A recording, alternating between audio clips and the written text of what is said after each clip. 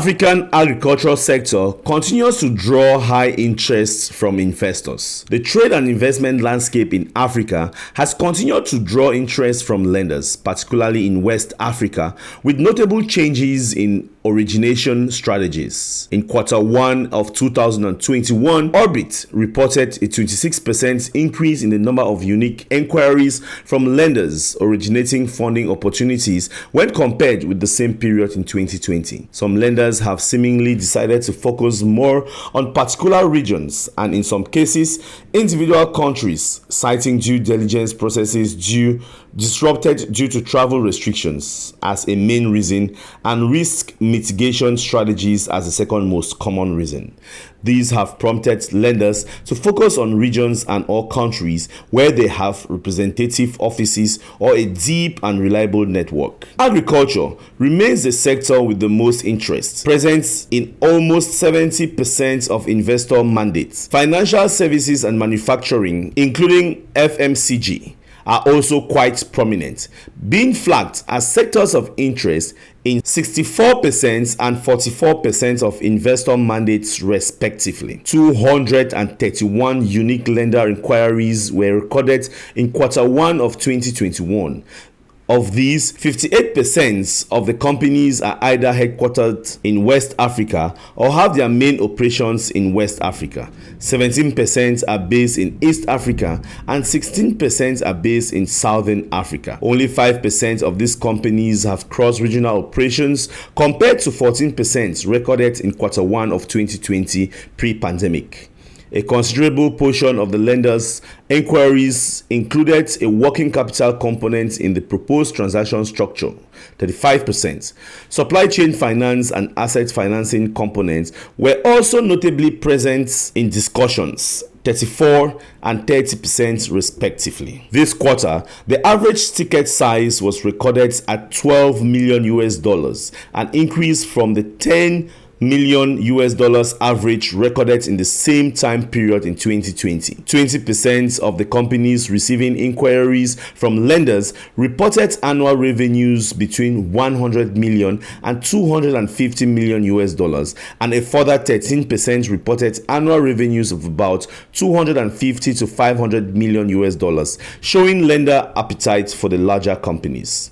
However, a considerable amount of inquiries were received by companies reporting annual revenues between $1 and $5 million, particularly from the more impact-focused lenders. The Orbit perspective. Africa-focused lenders may have adjusted their origination strategies this year, with international lenders working around travel restrictions and disruptions to due diligence processes. But activity on the continent continues to increase. Lenders are considering larger transactions and employing additional credit enhancements to mitigate perceived risk in transactions.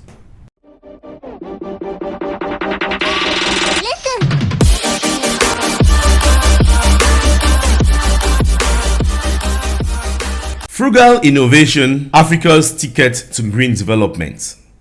Cash-strapped Africa will need frugal innovation based on simple, local solutions to deal with serious and growing problems, from climate change to a surging youth population and a lack of jobs, writes Lori Goring for the Thomson Reuters Foundation. However, sparse research funding, government restrictions, a cultural underappreciation of entrepreneurs, and the focus by many governments on large-scale industrialization as the way ahead are holding back efforts.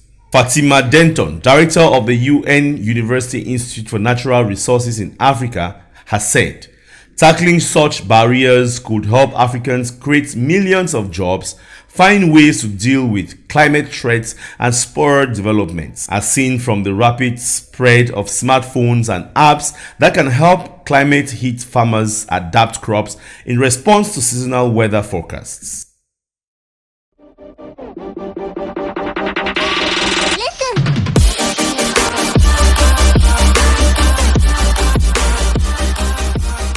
IMF confidence of Africa's economic recovery, albeit slow. The The IMF's 6-monthly economic outlook for the sub-Saharan region shows that the economies will begin to recover from last year's COVID-19 shock and grow again in 2021. But a predicted 3.4% growth rate will fall behind that of the rest of the world, says the International Monetary Fund (IMF). The slow recovery is attributed to the slow delivery of COVID-19 vaccines to Africa and the lack of resources to stimulate economies. Isabel Ortiz and Matthew Collins write in IPS that an analysis of the International Monetary Fund's fiscal projections show that budget cuts are expected in 154 countries in 2021 and as many as 159 in 2022. This follows an International Monetary Fund and World Bank virtual meeting with world finance ministers to discuss policies to tackle the COVID-19 pandemic and their respective countries' socio-economic recovery.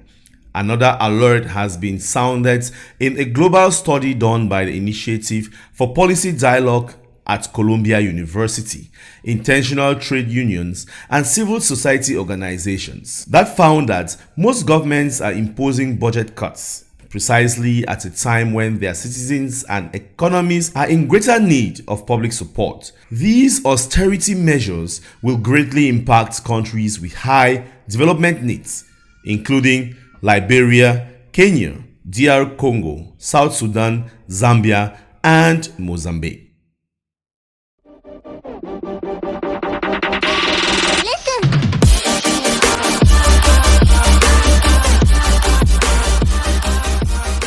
Kenya, Uganda agree on lifting of trade embargo.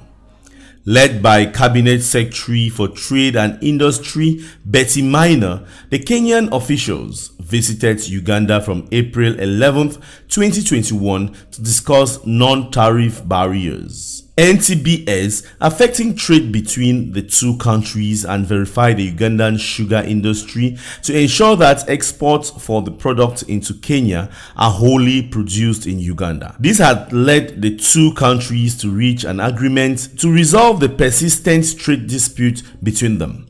Under the new framework of trade cooperation, Kenya will import up to 90,000 metric tons of Ugandan sugar per year, and from July 1st, 2021, when the new financial year begins, abolish a 35% excise duty on liquid petroleum gas cylinders manufactured in Uganda. In response to the concession, Uganda has committed to abolishing 13% excise duty on Kenyan manufactured juices, malted beers, and spirits with effect from July 1st, 2021, and also scrap a 12% verification fee on pharmaceuticals manufactured in Kenya.